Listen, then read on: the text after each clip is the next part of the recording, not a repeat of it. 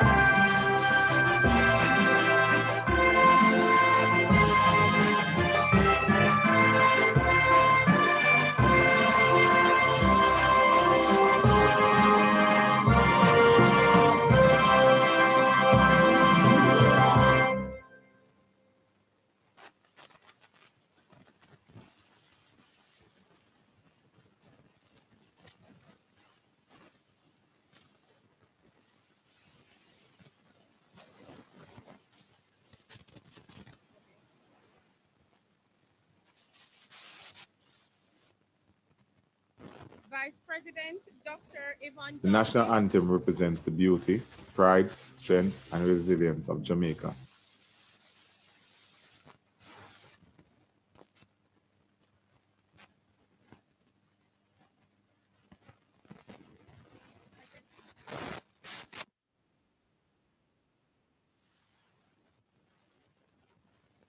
Dr. Yvonne Dawkins, head, Dr. Yvonne Dawkins, Associate Vice President of Academics at the University of the Commonwealth Caribbean, Head of Department for the College of General Studies and Behavioral Sciences, Mrs. Miller, Forum presenters, Dr. Josephine Varghese, Senior Tutor and Lecturer from the University of Canterbury in New Zealand, Dr. Noella Umahosa, Director of the UR Center for Postgraduate Studies in Rwanda at the University of Rwanda, Africa, Ms. Samira Asghar Roy, PhD candidate at the China Agricultural University in Beijing, China,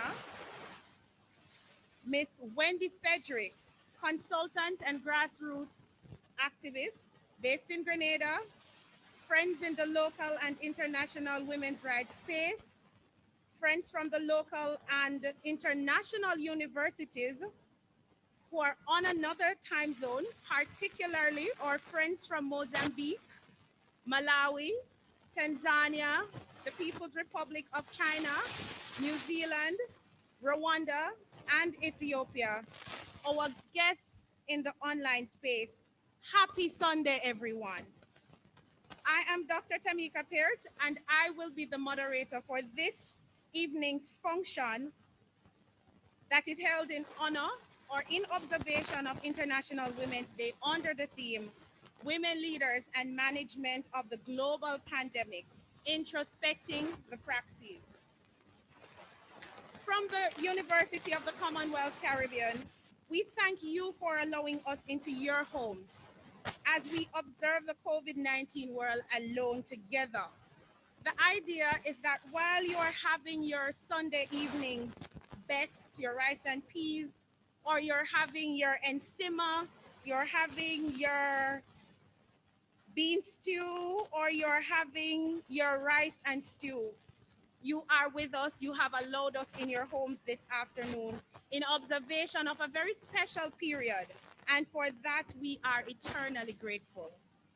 March 8th is globally celebrated, and it serves as a critical point for us to promote women's rights, as well as to further committing to a world where there is gender parity. For us at our beloved UCC, this period is critical to national, regional, and international development. and it builds on our proud legacy of equality, diversity, and inclusion. Here at UCC, an enabled world is an inclusive world. And so, through our sociology courses, students are given an opportunity to be socialized in an academic environment where they get to have a distinct identity, an identity that is located within a specific and particular national, regional, and global context. This means that much of the discussions concerning social issues point to the inherent benefits of residing in academia at UCC. It allows for questioning of information, ideas, and arguments that theorists present. Essentially, here at UCC, we believe that academia empowers, we believe that academia liberates. From a development perspective, research does tell us that at this moment in global history, this pandemic has unleashed upon us a she-cession. And this is a unique type of recession where men are more likely to die of COVID-19, but women are more likely to lose work opportunities and are significantly overburdened with work. Now, if we are to look at research from McKinley Institute, for instance, it indicates that women make up 39% of global employment. But since COVID, women have accounted for 54% of the overall job losses. And we do note that COVID-19 has come to us with an existing framework of inequality. However, despite this framework of inequality that COVID-19 has come to us in, it has also created the opportunity for us to recognize women's role in leadership at the national and grassroots level, as well as in the formal and informal in economies. We have heard the excellent reviews of German Chancellor Angela Merkel, New Zealand's Prime Minister Jacinda Ardern, Tsai Ing-wen in Taiwan, among others.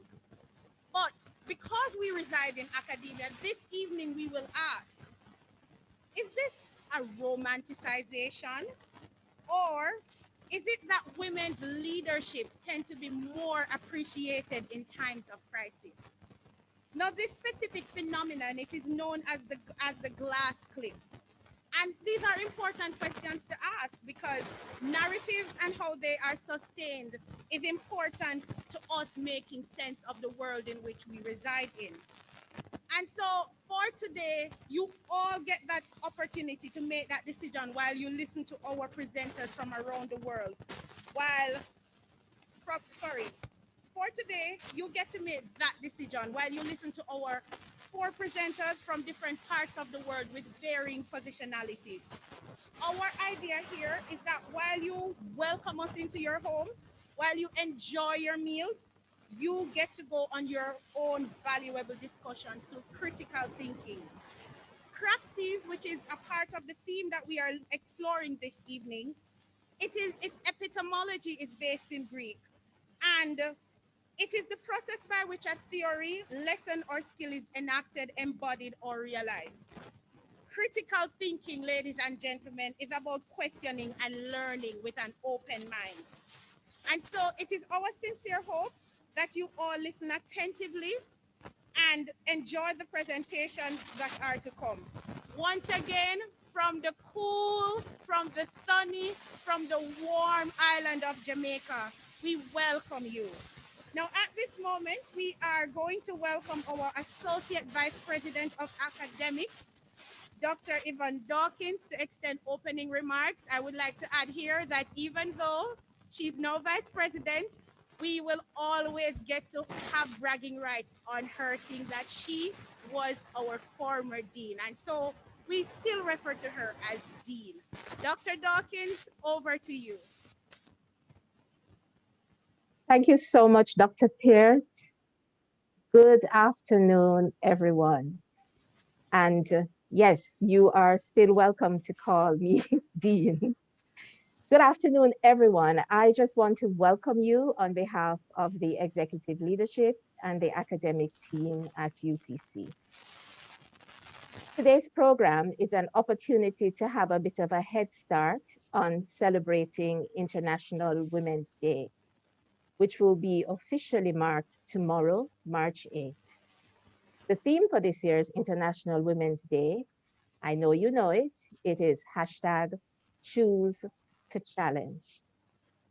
The theme implies that change will only come when we become uncomfortable with established norms and we find the strength to challenge these norms. But the action to challenge comes only when we make the choice to risk the struggle of change. I'm reminded of a quote that I love from French Cuban American writer Anais Nin. And the day came when the risk to remain tight in a bud was more painful than the risk it took to blossom. In Jamaica, in the Caribbean, and all over the world, women play such an important part of the society's progress. And in Jamaica, in general, in the education sector in particular, we have the privilege of experiencing the exploits of many women who have already accepted the challenge to take the risk to bloom. To choose to challenge norms that are restrictive and oppressive, women and men who have chosen to go back to school as adults while they juggle full-time jobs and demanding family expectations or even unsupportive spouses. Women and men who have chosen a career in education or culture or social services instead of business or technology because they have a heart for people and for making a contribution to the next generation. We've seen the exploits of women and men who have chosen an education to prepare them to challenge the norms. And so, even as you're inspired today by the presentations that you will hear, and as you think about how the challenges that women and men have faced in their personal lives impact on our wider societies, I know you will think about your own challenges and the choices that you've made to honor your dreams and aspirations despite living through a global pandemic. Please allow me to congratulate the Department of General Studies and Behavioral Sciences for hosting this event and to thank all of our participants for their contribution. I would like to encourage students to benefit from both the personal and academic inspiration which you will receive in this program. And I hope that creative research work may be inspired this afternoon. Please accept my warm welcome.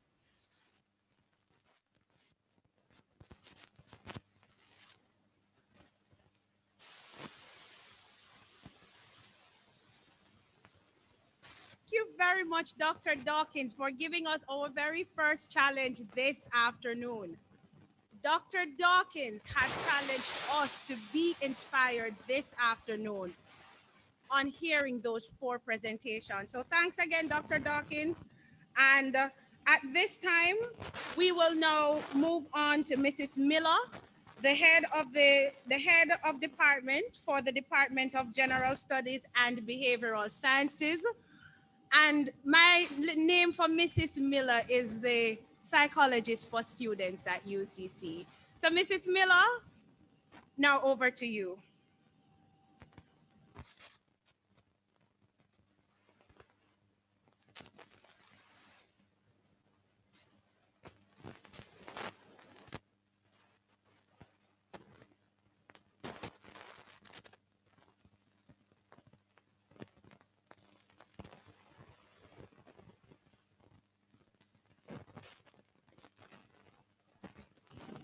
I think Mrs. Miller has to unmute. Need to unmute yourself, Mrs. Miller.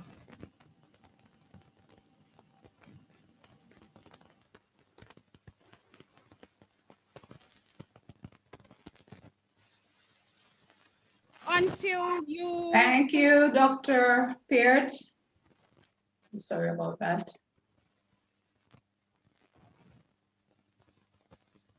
To all our special guests, specifically our presenters, friends in civil society, representatives from our Jamaican women's groups, students of UCC, and all other groups present today.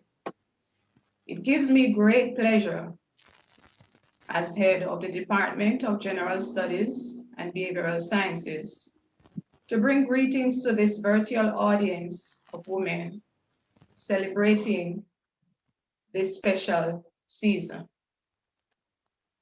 Over the years, the General Studies and Behavioral Sciences Department has paid attention not only to what is taught to the students, but also to the students' experiences, which teach valuable lessons. The bedrock of the department's mission has rested in a constructivist philosophy of learning, which has become a trademark in how we deliver our programs in this department. This philosophy dictates the adoption of a learning environment that allows our students to construct meaning from their own experiences. Dr. Tamika Peart, who is a full-time faculty member and the brainchild behind this event at UCC today, continues to keep this stated philosophy alive by seeking out ways and means of exposing and immersing our students here at UCC in the experiences of community, culture, and civilization at large. Our students today, the women in particular, stand to benefit from thought-provoking ideas that should first of all provide self-help wisdom, and secondly, increase their awareness to the fact that the tremendous efforts by women around the world has not gone unnoticed. The department salutes all women gathered on this virtual platform. Special greetings to our 4 women presenters who are from various cultural and ethnic groups. We congratulate you, our presenters, on this year's sterling leadership as we welcome you to Jamaica, the place we popularly refer to as the land of wood and water. Welcome to you all.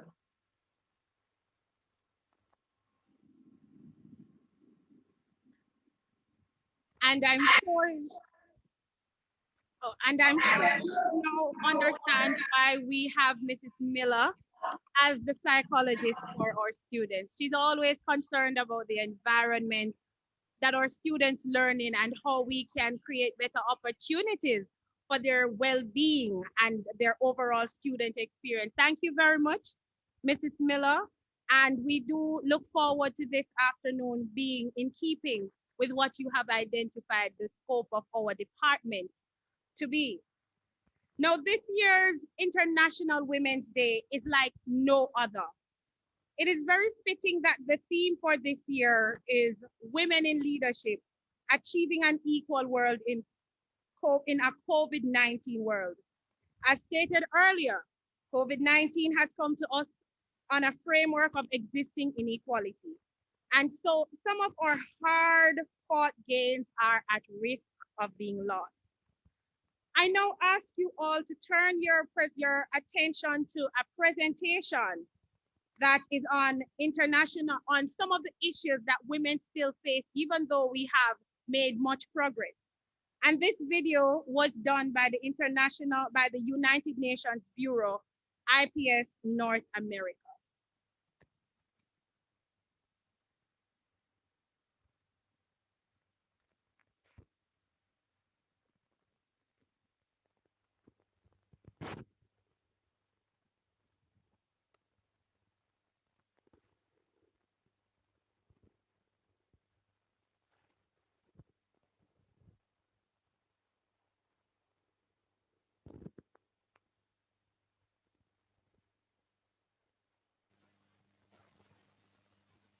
technical glitch out, I will go to another part of the agenda and then we return to the video that was being done by the UN Bureau. So I said we are about to celebrate International Women's Day. And some of the entities have already gone into high gear. And if we are going to think about it like that, then it begs that we ask who really gets to celebrate International Women's Day? And if we are going to pull up one of the well-respected feminist icons, we have to look at Gloria Steinem. And her prescription for the whole issue of who gets to celebrate International Women's Day is that International Women's Day is the story of women's struggle for equality. And that belongs to no single feminist, nor to any one organization, but to the collective efforts of all who care about human rights. To all our guests, friends in civil society, representatives from the local women's groups, students of UCC, and all other groups today, we say, start celebrating International Women's Day from this moment. It is a big deal. And as you do so, you are being challenged to help to make local initiatives about the period. You are challenged to be a microphone for women's equality and inequality. And you are charged to lobby for accelerated gender equality. And so, because that is the scope that we are looking at, we now go to hear what the Minister of Culture, Gender, Entertainment, and Sport has to say about this period of International Women's Day. What challenges our current Minister of Gender, the Honorable Olivia Grange, what challenges her to lead? Now we will go to a video from Honorable Olivia Grange, who continues, may I add, to shatter glass ceilings in politics and in leadership in general.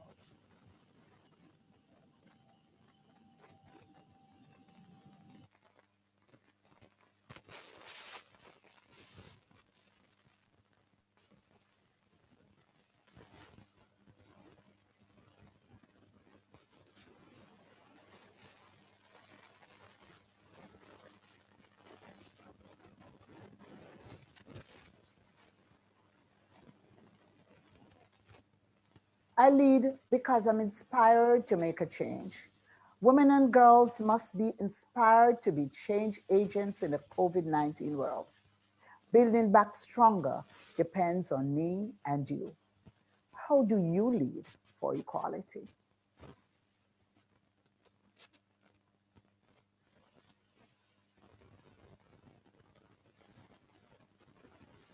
Very fitting coming from the Minister of Culture, Gender, Entertainment, and Sport. Honorable Olivia Grange, who continues to build a very robust gender framework in Jamaica, has challenged us to think of the ways in which we lead for equality. And this has put us in line with another international theme for International Women's Day 2021. And that theme is choose to challenge. A challenged world is an enabled world. An enabled world is an aware world. And an aware world is an inclusive world. So please share with us in the comment section on Facebook and on the Zoom platform by telling us, what do you do to challenge yourself for International Women's Day 2021? And I will start.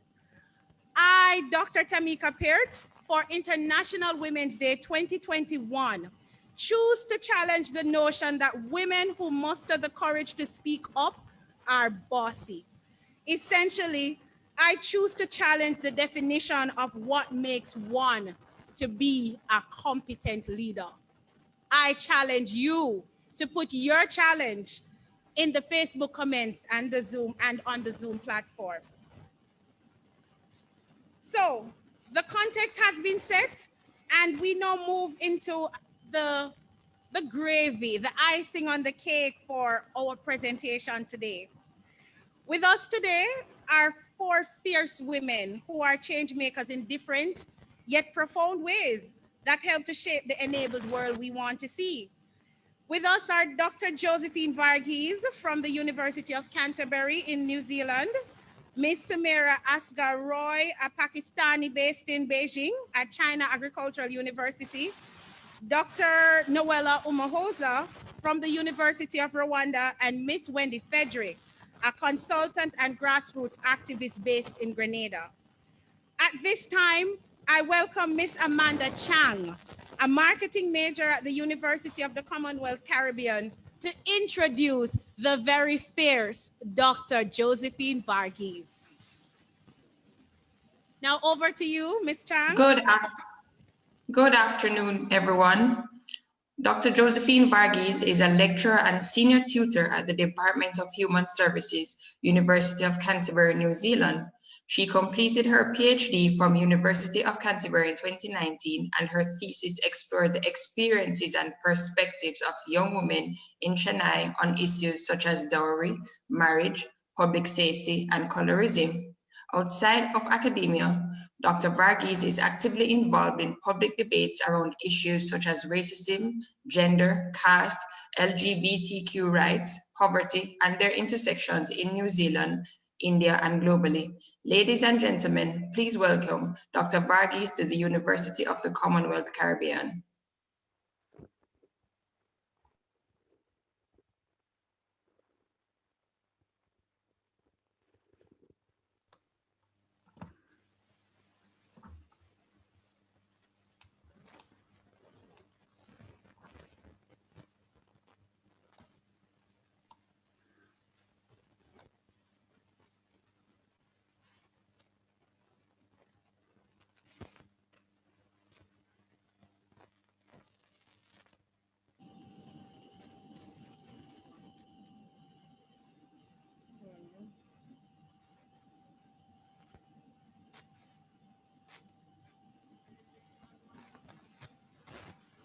Dr. Varghese, you need to unmute your microphone. Okay. Thank you so much, Amanda, for that excellent introduction. I hope you all can hear me now. Can you? Yes. Okay, so kia ora, namaste, and welcome from Otautahi, Christchurch in New Zealand. Over here where I am, it's already International Women's Day. It's 10:30 a.m. on Monday. So, you know, I'm seeing you from the future.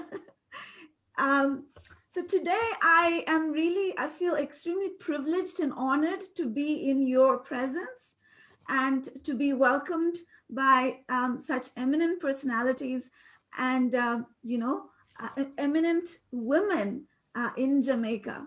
And this is, to me, you know, a milestone in my International Women's Day celebration. What an excellent way to start my day. So you know, my presentation is going to focus on women in leadership and on rethinking patriarchal gender norms in the time of a global pandemic. I will start to share my screen. So if you are able to see my screen, please let me know.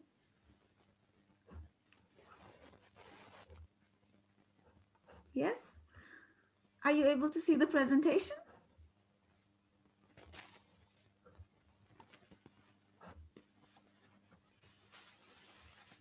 Yes, we can.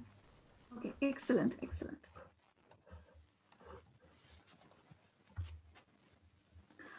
So let me begin by just stating this. Global crises present us, you know, with despair and angst and a lot of trouble. But at the same time, there are also opportunities, as the Dean mentioned, to rebuild better, right?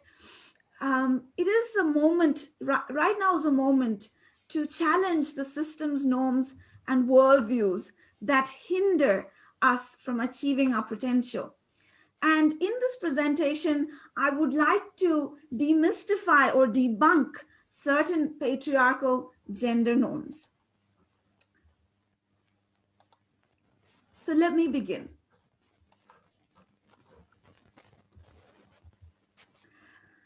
So I'm going to begin by asking you a question.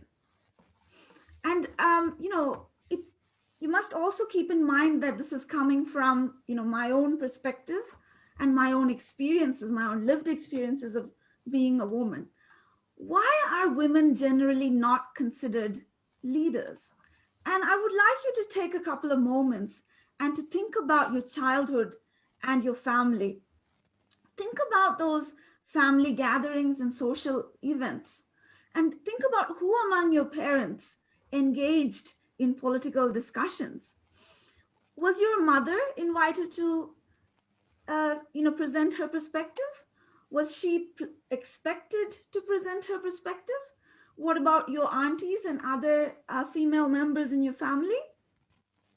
In the case of my own childhood, that wasn't the case. Usually the men took part in these sorts of, important conversations, and women were not expected to present their perspectives. Now, for all the women in the audience, I would like to present another question to you. Were you, as a young girl or young woman, encouraged to read and understand about politics? And the next question, just think about it in your mind. What were the main issues that parents and teachers and neighbors advised you on, even, from the school, from our immediate family and that?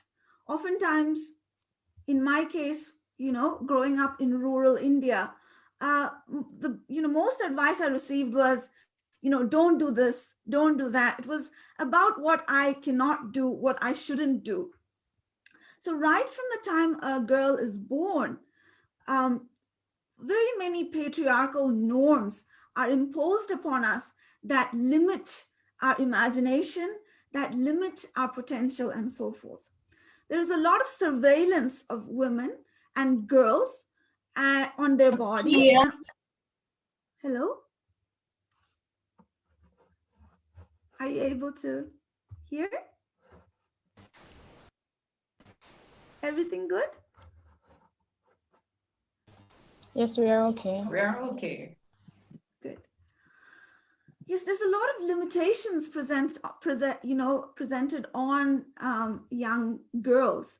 What is the length of your skirt? You are not supposed to show the strap of your petticoat. There's so many controls placed on us, and how until what time are you allowed to go and play and so forth. So right from the time of the birth, girls are facing limitations on what they can do and what they can imagine, right? And so this brings us to patriarchal understandings of gender. So in this presentation, I'm going to touch a little bit on, gender theory, and we will discuss it as we go through. Now, what are some of the patriarchal understandings of gender in relation to leadership? And these understandings are, commonly seen in many countries across the world. They have been spread across the world through, even colonization.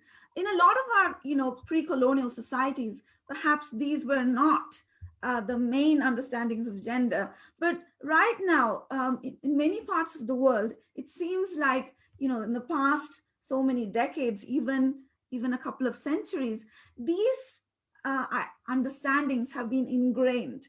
So thinking of men and women as polar opposites, and these are the sort of stereotypes or norms that exist in a patriarchal society. Men are considered rational, women are considered emotional. Men are considered strong, women are considered weak. Similarly, calm, men are considered calm, and women are considered hysterical or dramatic. Oftentimes, men are considered intelligent, and women are considered stupid or foolish. Men are encouraged to go outside and take risks. Women are, encouraged to stay inside and risk averse. Men are considered to be more politically aware, whereas women are not considered capable of even forming political opinions. And oftentimes men are considered the leaders and women are considered the followers. Now these sorts of understandings are being challenged during this moment that we are passing through, which is the pandemic. and the leadership that women have taken across, different fields in society, whether it's at the highest level of political leadership or the front lines of the medical sort of services, or even leadership at home, providing hygiene and care. So this moment that we are going through is challenging these patriarchal understandings of gender. And here I will demonstrate some examples of how we can challenge these norms. And before we go into that, I would also like to say, understanding gender and feminism for me is a lifelong process of learning and unlearning. So we must commit to unlearn some of these, entrenched sort of dogmas that are deeply embedded in our minds. And I hope today that there is an opportunity for us to do that. Now, just going to begin with some basic gender theory, which many of you might be, familiar with, but it does relate to Mrs. Miller's sort of discussion on the philosophy of the Department of Social Construction, constructivist sort of perspective. So here, by gender theory, I mean how we understand gender. So there are two main schools of thought. And the first one is probably more, prominent within, society, biological determinism. So what does biological determinism mean? Well, you can kind of get a clue about it from the term itself, that biology determines what you become. So biological determinism, so people who believe in biological determinism believe that biology determines what it means to be a man or a woman, and how such understandings shape men and women's private and public roles. So it's like these understandings, the patriarchal understandings, which we just discussed, people who believe in biological determinism believe that these characteristics are determined by biology. On the other hand, there is social constructionism, which considered the social factors, both macro as well as micro factors, that influence gender, right? Family values, the economic situation, religion, education, law, constitution, politics, peers, friends, media, and entertainment. All of these have a significant role to play in the formation of gender as we know it today. So social constructionism critiques, commonly held notions or taken for granted common sense understandings or even scientific positions about gender and sexuality, okay? So social constructionists look at the social factors. So we are going to see if these patriarchal understandings of gender hold true in the current stage that we are going through, which is the global pandemic. And for that, I'm going to use the example of women leaders from around the world. Firstly, I'm going to introduce you to Tsai Ing-wen, also known as Taiwan's COVID crusher. Now, Taiwan is one of the most successful nations in relation to COVID-19 response. Taiwan has a population of 23 million, and a total number of deaths is only 10. So she's the leader of Taiwan, and the amazing success of Taiwan is attributed to her leadership, her vision, her providing importance to people's health and safety over certain short-term economic concerns. The second example is from the country I currently reside in. I currently live and work in New Zealand. And this is Jacinda Ardern, who is the current Prime Minister of New Zealand. And under her leadership, I think it's quite well known across the world that New Zealand has had a very, very successful response to COVID-19. New Zealand has a population of 5 million and the total deaths is only 26. And in fact, there is a reduction in the total death rate in the in 2020 as a result of people taking more care and less spread of common cold and so forth. So the results in these two nations have been exemplary. And now I would like to take you back to that slide where we discussed the patriarchal understandings of gender. Now, keeping in mind these two leaders, Tsai Ing-wen and Jacinda Ardern, let's go through these patriarchal understandings of gender again. So were these women, were their responses rational or emotional? Definitely very rational response, but using emotion to their strength, isn't it? These two leaders were not weak, they were strong. They were calm and they were intelligent and they were, challenging COVID-19. They were politically aware and they were true leaders. So these commonly held notions about gender, have been disproven by these two leaders and many other leaders who you're looking at on your screen. And in the time since we had COVID-19, there have been many, research undertaken on this issue of how male leaders have responded to COVID in comparison to women leaders. And, studies have shown that, here you can see, taking into account 194 countries in their fight against COVID-19, found that women-led countries were generally more successful in fighting the pandemic than those led by men.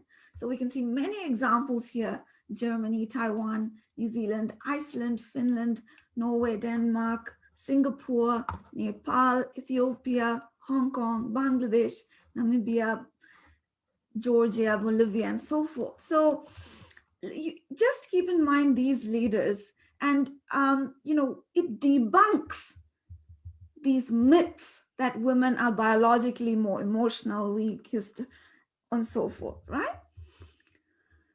And now I would like you to, take your attention to some of the male leaders and their responses to COVID, and we will see them in comparison to those commonly held notions about gender and leadership.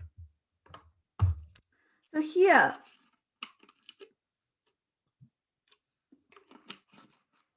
I have chosen two examples of leaders who are not only male, but also used masculinity as one of their campaign sort of focuses. They campaigned as being masculine men, as being aggressive and so forth. Those conventionally masculine traits. So these leaders, Trump and Boris Johnson, let's see how they responded to COVID-19. I guess it's well-known fact that both of these leaders' responses were relatively failure compared to other leaders around the world. So here you have Trump, who has an exaggerated image of masculinity and even campaigned on that exaggerated image of masculinity. How did such, macho male leaders perform under, when a crisis struck? So here, Trump downplayed the virus and mocked wearing masks as being something, against masculinity to wear a mask. And we all know that he himself got COVID, and, and how was his response? Was his response rational? It wasn't. He even suggested injecting bleach and using sunlight treatment or something like that. He was not calm. All these commonly held notions about leadership and gender are broken, are disrupted by this COVID crisis. And similarly, we have Boris Johnson, who very ironically, bragged. He was boasting that he shook hands with coronavirus patients in the coronavirus hospital ward. And this was during his address to the nation, providing instructions on how to control COVID. So it's actually the opposite of these gender constructions, right? So, coming back to this gender theory, what we can understand from these examples is that actually biology doesn't determine, how gender is performed. Our understanding of gender is socially constructed, right? These are social constructions of a patriarchal society. And these are not what we see reflected in the leadership of women.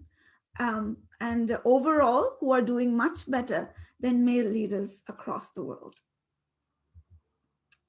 Now imagine, Donald Trump suggested injecting bleach and sunlight treatment and so forth. And Boris Johnson went and shook hands of COVID patients in a COVID hospital ward. So and imagine if a woman leader said those things. What would the global response be? What would the media response be? Just imagine what that would be. And I can easily expect that the backlash would be gendered, a stupid woman or something like that. So the backlash that a woman would have faced would have probably been much worse than what these men faced. This is another example of Brazil, again, another leader who, describes himself as an anti-feminist and ran the election on being a very masculine leader. And he also, contracted COVID. And here is an image of him removing the mask when he was, COVID positive.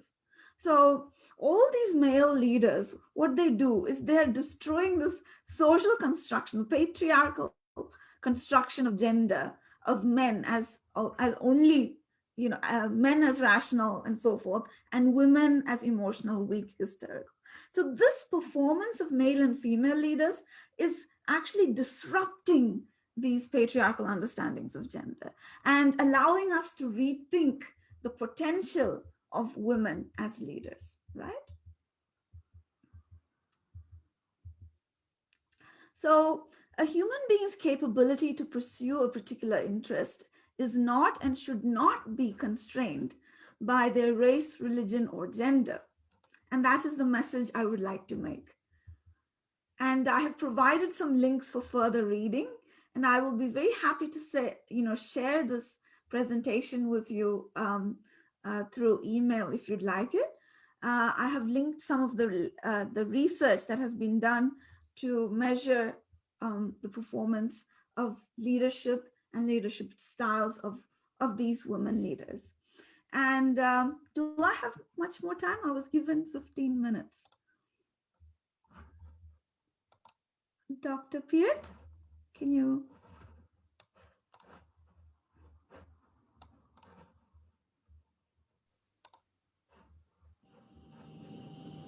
Dr. Varghese, thank you so much for a very riveting presentation.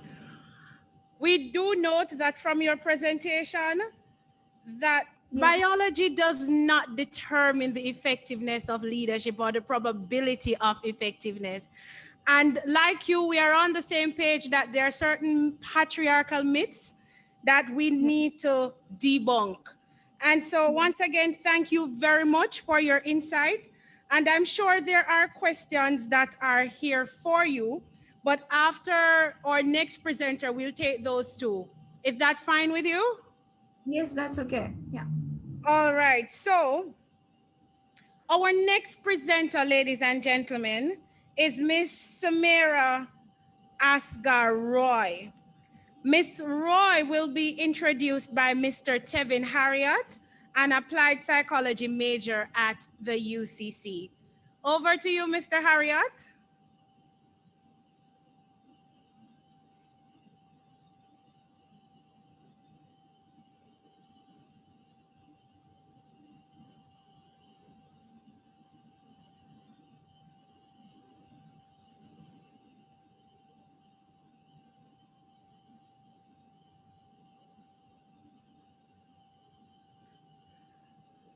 All right, while Mr. Harriot sorts his technical glitch out, remember earlier in the presentation, I asked you about the challenge that Minister Grange laid out for women of Jamaica and the general public. And I asked our friends online, to state what are their challenge to the public and to their friends and to everyone. And That it stated in the chat that he's unable to unmute. I'm seeing where Natalie Samuels on Facebook is saying, I challenge women to stand for what they believe. I dare you to stand proud in your position. Now, with an affirmation like that, I'm sure the powerful women of yesterday would have been so proud. And let me see if there are any other. Let me go with one more. There are others actually. Trace and Bartley. All right. I challenge our ladies, especially teens and young ladies, to value your worth. Don't limit your potentials. Develop yourselves and endeavor to achieve your career goals.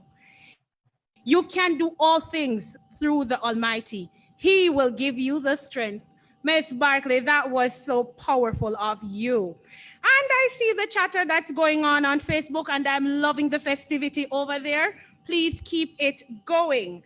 So we will now get back to Mr. Harriot with the introduction of Miss Roy. Mr. Harriot?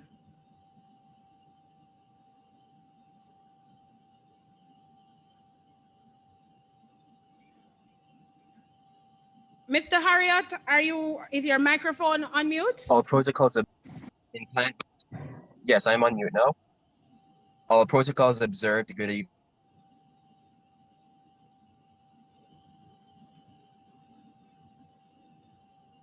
Yes, Mr. Harriot, we're hearing you. Ms. Samira Ashgar Roy in Beijing. Ms. Roy received a master's degree in horticulture from the University of Agriculture, Faisalabad, Pakistan, with the role of honor. Her master's research project was an international collaboration between the University of Agriculture in Pakistan and the University of Sydney in Australia. Additionally, she has represented Pakistan at many global platforms, conferences, training, and workshops. As an expert on agriculture, Ms. Roy is writing on agriculture and plant biotechnology and other agricultural-related problems and advancements in numerous outlets in Pakistan and elsewhere. Please help me welcome one of our phenomenal women leaders, Ms. Samira Ashgar Roy.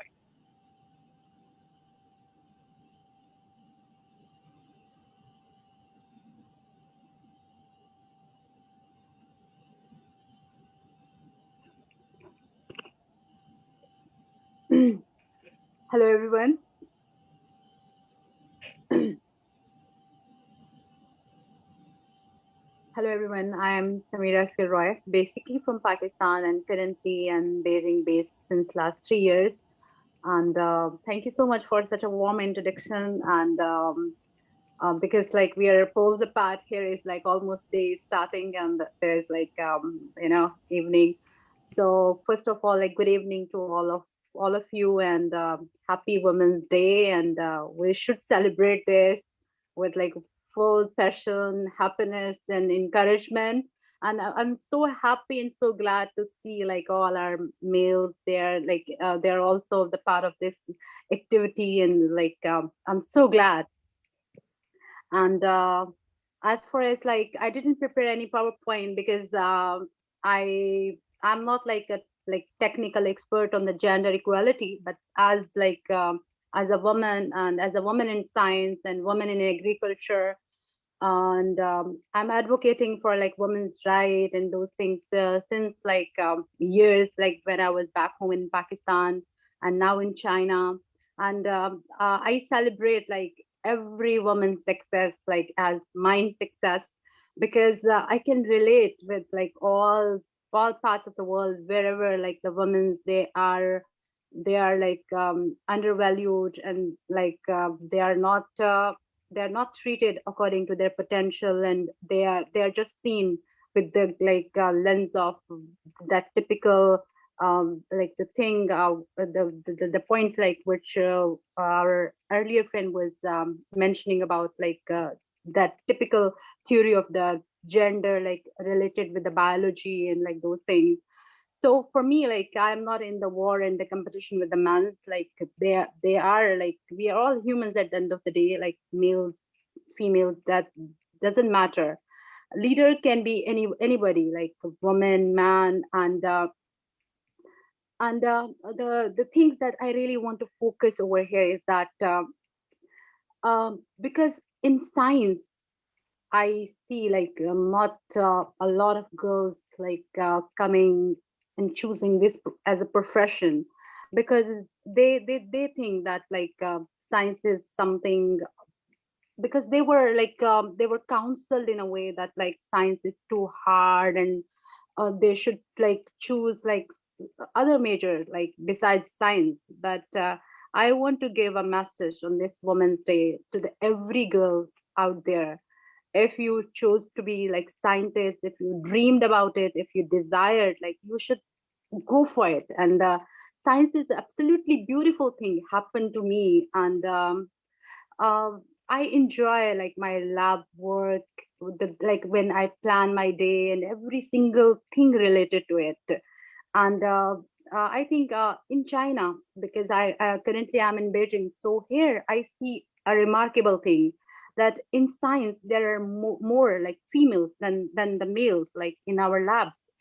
In a lab like where I'm currently, there are like 50 or 60 strength, and there are like maybe more than 40%, like 40 students, they are females, and only like 10 or like maybe 11, 12, they're males.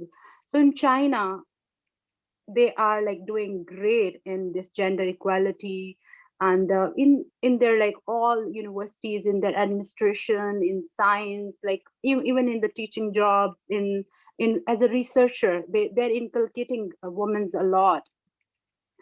And like when I want to make a comparison with Pakistan, or like because that's the country where I belongs to, so I feel like our women, they're incredibly strong, they're fertile, they have like a lot of potential, they can prove wherever the time come and like the opportunities are given. But unfortunately sometimes like the cultural barriers and like the cultural things, they are a hindrance.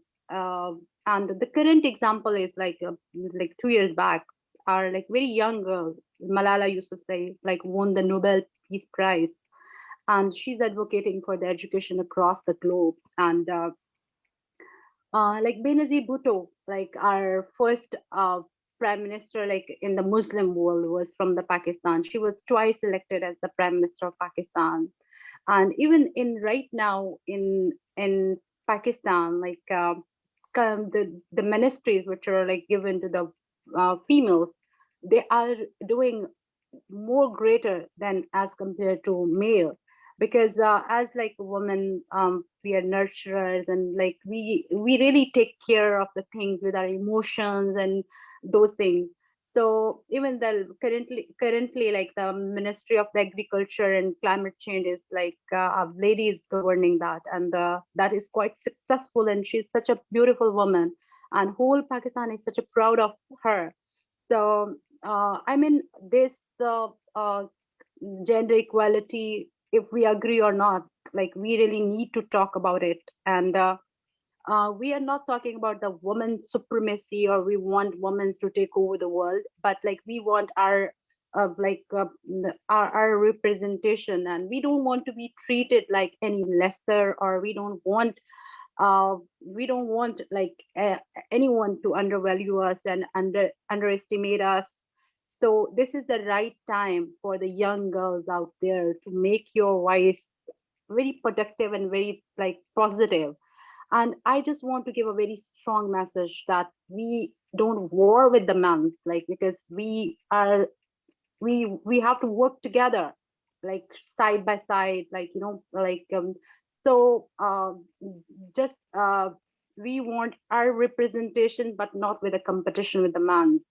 And if somebody like will see like want to see us with that that eye, that we are fragile or we are weak and we cannot do that. So we have the problem with that. Like no one can tell us like what we can do and what we cannot. Like when God created us, and like we are doing more tougher jobs than the man's. Like giving up like birth to a child is like the most painful and like the difficult thing. So like if a woman, it's the like only the women they are doing that, so like we can do anything in this world. So my message is like quite short and quite like is that just don't underestimate yourself, go after your dreams, be a scientist, be a researcher, be a writer, be a scholar, be anything that you want. And don't ever think, or don't anybody like let you tell that you can do that and you cannot do that. Thank you so much. That's all from my side. Thank you so much. And I'll speak it into being. Dr. Roy, thank you so much for giving us the motivational speech for today. And I would like to point out that it is very fitting that even though you are Pakistani, you're based in Beijing, in the People's Republic of China. And I say this because your position, your physical position at this point is very important to gender equality in the global space. We do know that it is going into 26 years where in Beijing, the international community agreed on the Beijing Platform for Action. And so it is very fitting that you decided to come in with us today from Beijing. I know there should be some questions at the moment, but I'm going to just pick your brain a bit, Miss Roy, and I'm going to ask you, for the benefit of my students and other persons who are online with us. I know you on a personal level, I know you on a scholarly level, and I also know you on the level of a feminist. A lot of the time, one of the questions that we would always get back in our days at university, at China Agricultural University, rather, is that I'm coming from a liberal space in, you know, in the West, where I really get to do what I want as a woman. And you, with your own identity, have identified yourself as an Islamic feminist. So, can you explain to my students how you link that world of Islam and feminism, putting them together for it to inspire you to go out into the world and make a change? Thank you so much for such a wonderful question. I'm very glad that you asked, because many people like I'm receiving this question like most of the time, that like you are a practical like a Muslim and then like a feminist. So how these two things like come together? So for me, like the version of Islam that I believe in and I practicing that is that's talk about the equality, and that gives us all the rights to be a complete human with our own choices. But unfortunately, like the version of Islam that is uh, taught like in the Western world and that is given by the media, that's very different. That what we Muslims like we are actually like, you know, what Quran says, like what the like our holy prophet said. So I mean like Islam give us the right to marry with our own choice. Like they are like, if my father wants me to marry, or like I can choose a guy and I can ask my father, I want to marry that guy.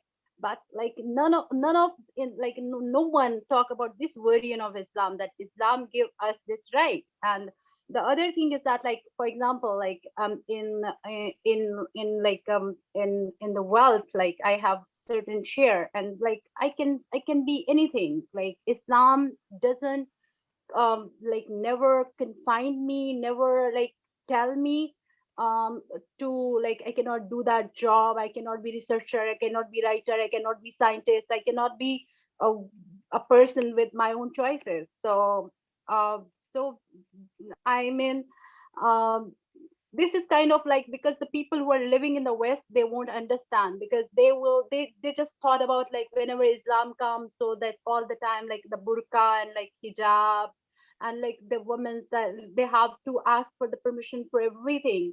But trust me, even in Pakistan, like and as I am in Beijing right now since 4 years, so I mean the girls, like they are so strong, and like they are so forward, but media will never show you such like strong girls of our country. They're entrepreneurs, like they're the researchers, they're the scientists, they're doing much tougher jobs. They're the like fighter jet pilots like in Pakistan Air Force.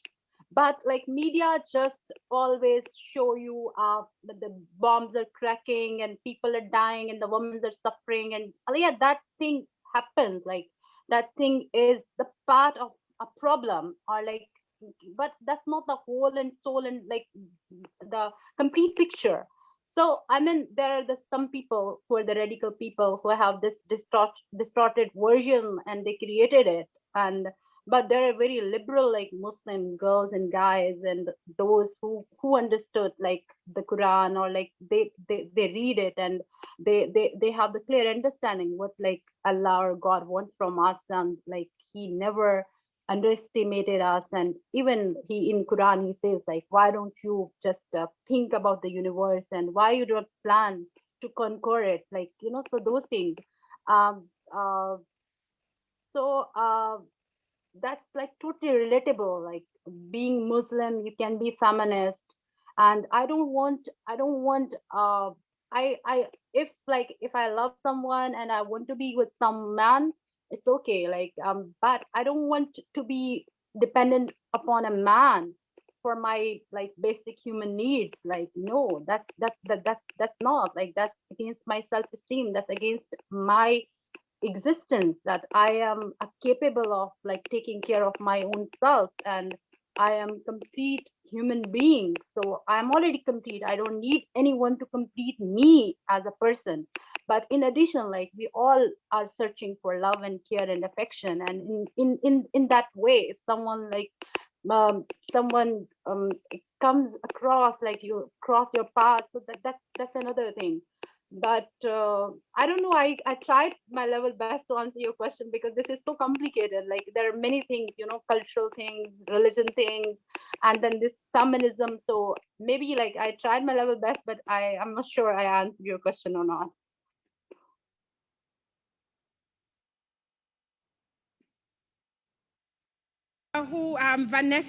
Vanessa Martin, and Vanessa would like to ask you, basically, she has noted that your current prime minister is a very cool prime minister, but she Yes. also knows that you have had a very fierce, a very well-respected female leader in international politics, Benazir Bhutto.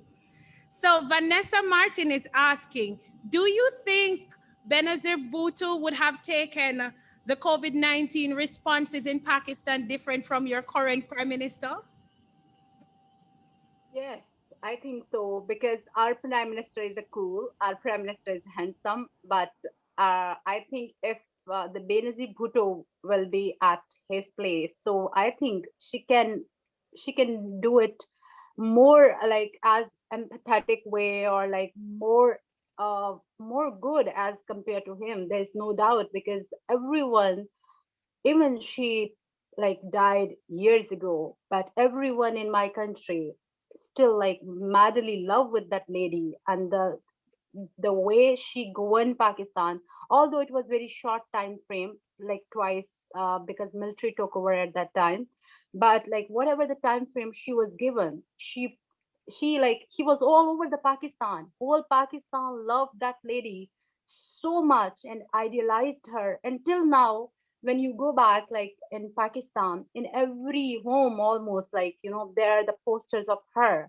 and people, they miss her so much. So whenever any woman, like she put herself as a leader, and like if he have the potential, so like she was liked by millions in Pakistan. And even even his daughters, like even her daughters, like currently, people love them because they're just the daughter of Benazir, because she won the hearts and she was all over and she campaigned, like, you know, in such a society where like there is a certain taboos, and she was like she fight the dictatorship for 2 times. She was that strong lady. Even in Pakistan, males, they cannot stand against the dictatorship, but she stood twice. So that's a remarkable thing, that because if you know the political scenario of Pakistan, and Pakistan military is very, very strong, and no one can go against the military, but she did it twice. And after that, no one is able to do that till now. So apparently we are a democratic country, but still like military have a lot of input like in our everything. But she was the woman. She said, no, I am the elected prime minister by the people of Pakistan. I will work for the people of Pakistan, and I will not take any dictatorship or any any kind of support, in a sense that no one should dictate me what can I do and what I cannot. And that was so strong of her. And being a lady, and you are saying such a like bold statements that you don't care about anyone, I will just work for my own people. So that's her version, and that's why I think people loved it.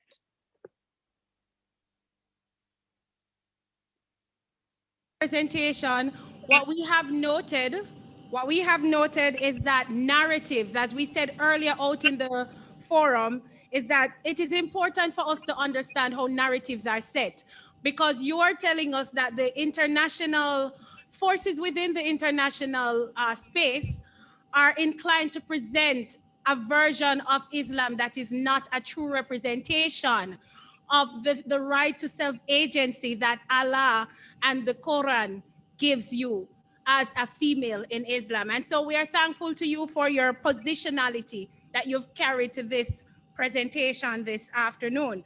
So I did say earlier that we will be having a video by the UN Bureau. And I would like you to shift your attention to that video. It's a very short video. And after that, I will ask Mr. Nelson rather to come and introduce Dr. Umahosa.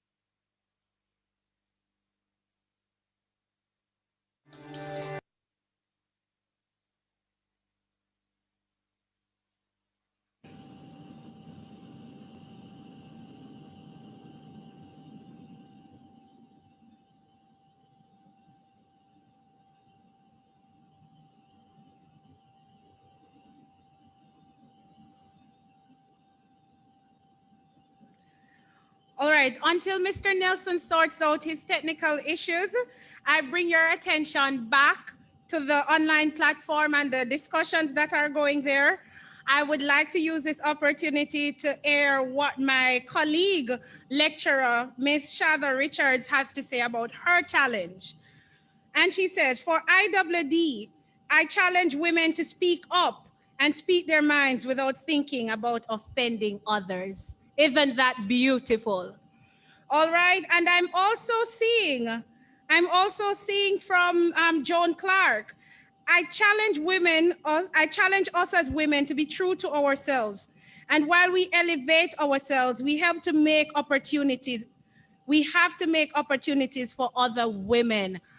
And the idea of women being a tribe, women being a constituency that supports each other is what I'm getting from Ms. Clark right here. So keep the conversations going.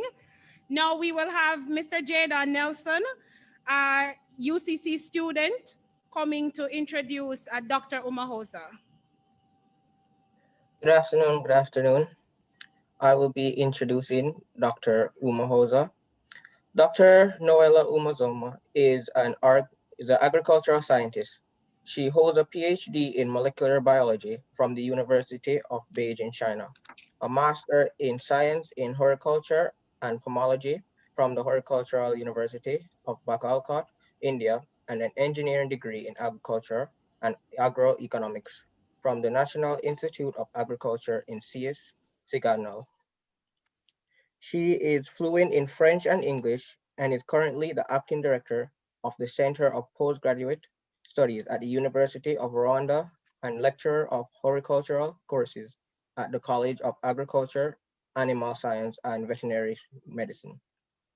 Dr. Umahosa is an author and has written several scholarly papers and has her education and career achievements, including being selected in Africa for the Award of Women in Agricultural Research and the Development for the year 2015, earning the Chinese Government Outstanding International Student Scholarship Award in 2016 from the China Council for Science and Technology. Also getting a National Council for Science and Technology Award by the Next Einstein Forum in 2019. She is an empowered woman who had made it her point of duty to empower other women. When asked if she's a feminist, her response is, I do believe that women are able to do a lot and to achieve anything they want. I also believe that they should have the same rights as men in all sectors. Does that make me a feminist? If so, yes, I am.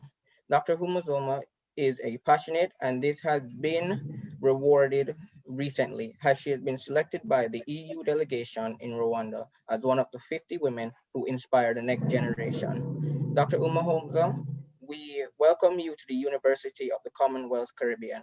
My UCC family and friends and visitors, please help me in the welcoming of Dr. Umahosa to our official observation of International Women's Day 2021.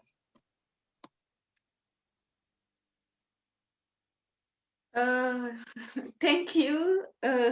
Thank you, Nelson, for this introduction, and Dr. Tamika to have invited me to this session. I know that today we have to talk most about the role of women in economics, mostly in the context of COVID. Before talking in details what women we did here in Rwanda, women in leadership, please allow me first to tell a little bit about what did my country, Rwanda. Okay, you know, Rwanda has been ranked as the first country in Africa and the 6th globally in COVID-19 management, as it has been shown by the African News on 29th of January 2021. And what is also interesting, it's one of the country that is making the information about COVID-19 accessible to the public, mostly here in the region of the Great Lakes, the Great Lakes or East African countries. Rwanda also actually is the 3rd country that is vaccinating its population, and we received the vaccine since the last week. Now, tomorrow we are now in Rwanda. We are already tomorrow. It's now midnight 24, and it's the International Day of Women, and it's a time also to wish you a nice day in advance. So let me also say that the Rwanda ranks as the number 4 in gender equality in the world, with 64% of women in the parliament seats, which makes the Rwanda the first in the global ranking of countries with the most women in legislature. And also, I think that a nation, because we are talking about the economy, a nation, I think that it can't be economically sustainable if it doesn't have a good safety, means a good security, if its population is not educated, or if it doesn't have a good health. On this, I want also to say that Rwanda has been ranked the second safest country in Africa by the 2018 Global Law and Order report. This is what I want to say a little bit about my country. Now, as we are talking about COVID-19 and women, do you know that the top 3 countries that are managing well the COVID are New Zealand, Vietnam, and Taiwan? Do you know what those 3 countries do have in common? They are all led by women. This is really amazing. We should ask ourselves what those wonderful women did to manage well the COVID better than other countries that are led by men. Maybe we will have another session to talk about this. Coming to me and my colleagues, what we did during this COVID to enhance the economy of our country. You know, as you did in my presentation, that I'm in education, and we focused more on education. Now, when the COVID started, before we go into the lockdown, myself, I used to visit secondary schools for encouraging girls to be more involved in STEM. Statistics that we have from our Ministry of Education showed us that still now we have a low number of women in STEM, and that number became smaller as we are going in higher institution. So I think, as you said, I like to inspire young girls, and many of my colleagues also, we are doing it together. So when now we started the lockdown in Rwanda, like in March, my colleagues and me, we started now to write message of inspiration, message for encouraging young people, not only girls, but we focused most on girls. And we used to share those messages with secondary schools, and those secondary schools, they had to spread those messages with their students through different platforms. Now, as the time was going on, still our students were still in the lockdown, they couldn't go to school. Now we passed to another step. We said that maybe it's better to record video messages. So we started to record our video, encouraging those people, young girls, even young boys. Most young girls, always it was about to tell them that they have to do through science, to be involved in the sciences. And besides that, we started now, everyone in her field, to design questions and responses, and we shared those questions to schools, mostly secondary schools, and they had to do to their students as assignments or assignments to do while they couldn't go to school. So even our government used to give those kind of assignments through the video, through TV, and different radios. So also we wanted also to give our inputs. Now, myself, also, I was during this this lockdown, I was a tracker of COVID-19, For the international network of government science advice COVID-19 evidence to policy tracker.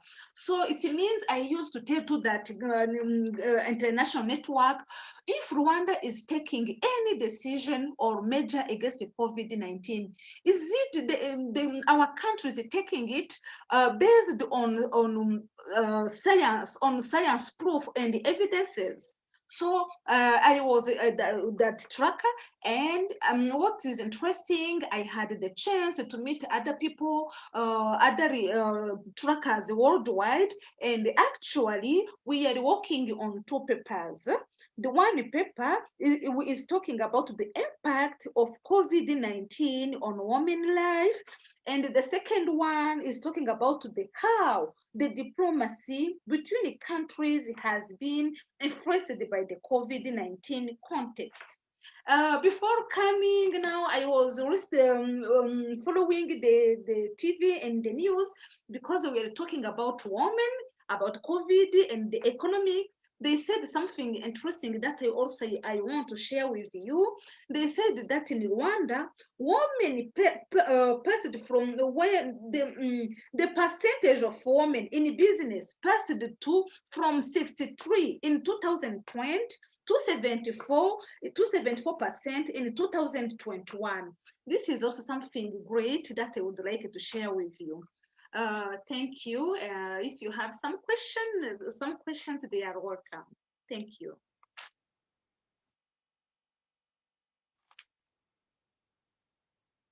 Hello. Yes, Dr. Umahosa, thank you so much for bringing the Rwandan perspective, the African perspective to our discussion this evening. And it is very important again, and I like to talk about narratives and how these narratives impact how we view the world.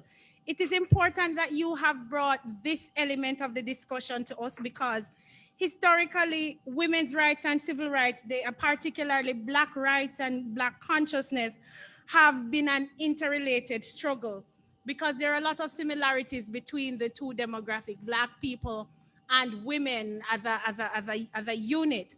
And hearing about Rwanda as a country that continues to make the Black race proud, it is very useful for us to enter into this conversation as someone who has the Black ideal nation for us as a country, or countries around the world to aspire to. So let me not further, well, I think it is critical for us to at least take some questions now. So there are some students who sent in some questions on the platform. Let me take those before we move on to Ms. Frederick.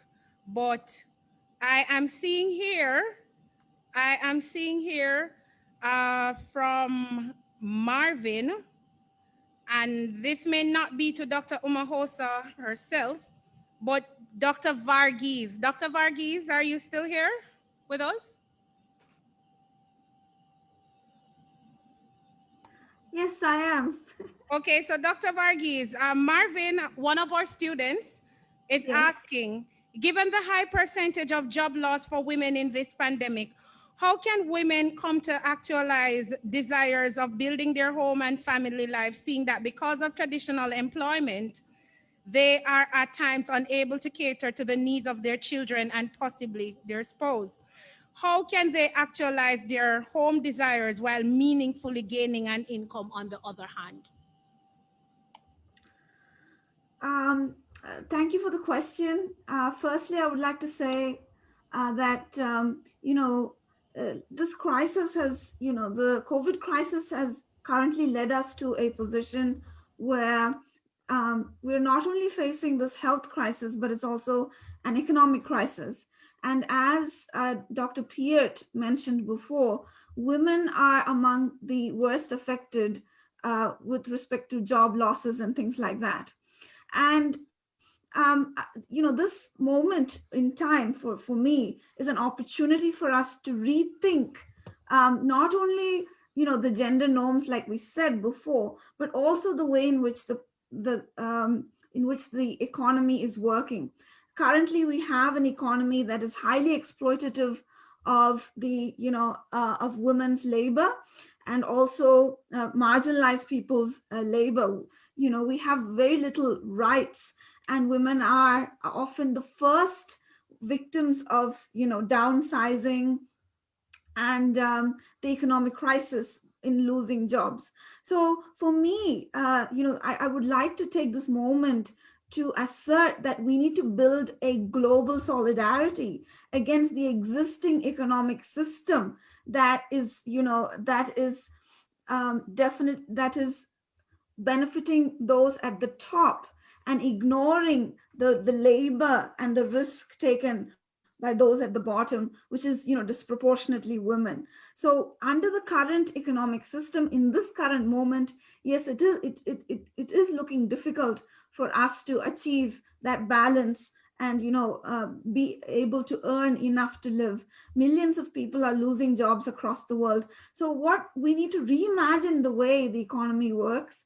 And I think this is a moment to strengthen our government programs and to strengthen our welfare programs so as to, encourage not only education, higher education among women, retraining, going back to tertiary education to retrain themselves, but also to provide the necessary sort of safety net in the form of accessing healthcare, accessing, school education for children, and also accessing some form of income during this. So I would like to take this, this discussion further and, invite you to think about the ways in which the economy is working and who it is benefiting and how we can reimagine these systems in order to benefit women and in order to benefit other marginalized groups. So that's what I would like to say now. At this moment, it looks really difficult,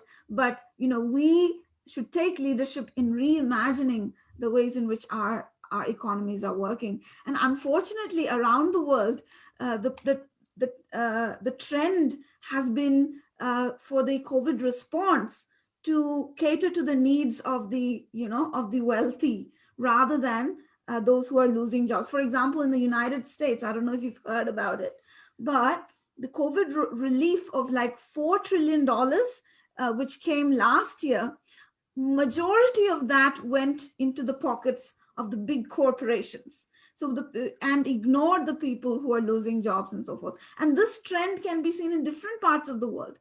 So I would invite you to pay attention to the actions your governments are taking and to fight for provisions and policies and reform that would help women to get back on their feet. Thank you. Thank you so much, Dr. Varghese. Always looking forward to you introspecting the praxis. I remember our very young days in Denmark as you took the world by storm there in Copenhagen. Yes. All right, so we have another question here from Ariane, and Ariane's question is to Dr. Umahosa.